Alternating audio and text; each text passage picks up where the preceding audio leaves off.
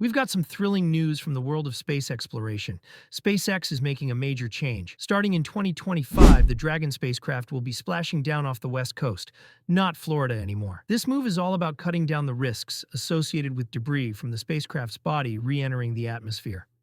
On July 26th, SpaceX announced that they'll be shifting Dragon's splashdown locations to positions off the coast of California. This is part of a strategy to better manage where the spacecraft's body will re-enter after being jettisoned from the Dragon capsule. Since Crew Dragon and its cargo version were introduced, the body section has been released before re-entry and has passively re-entered the atmosphere weeks or even months later. SpaceX chose this new approach after using industry-standard models that predict the body will completely disintegrate upon re-entry, leaving no debris behind. But that's not always the case. In several instances, large chunks of debris from Dragon bodies have survived re-entry and landed in places like Australia, Saskatchewan, and North Carolina. Fortunately, this debris hasn't caused any major damage or injuries, but it did highlight the risks. Earlier this year, NASA's Commercial Crew Program Manager Steve Stick mentioned that NASA has been working with SpaceX to better manage debris from these re-entries. One option they looked at was to launch the body after Dragon completes its deorbit burn, allowing it to re-enter along the same trajectory as the capsule. SpaceX has decided to go with this approach. They said, "We'll be implementing a software update to let Dragon perform the deorbit burn before jettisoning the body, just like our first 21 Dragon recovery operations." They've ruled out other options like completely redesigning the cargo or adding a propulsion system for controlled re-entry. So splashdowns will now be happening off the California coast instead of Florida. SpaceX explained, "By moving the separation of the body after the deorbit burn, it will place the body on a known re-entry path and safely splash down off the California coast within Dragon's upper range." SpaceX Dragon mission manager Sarah Walker said on July 26th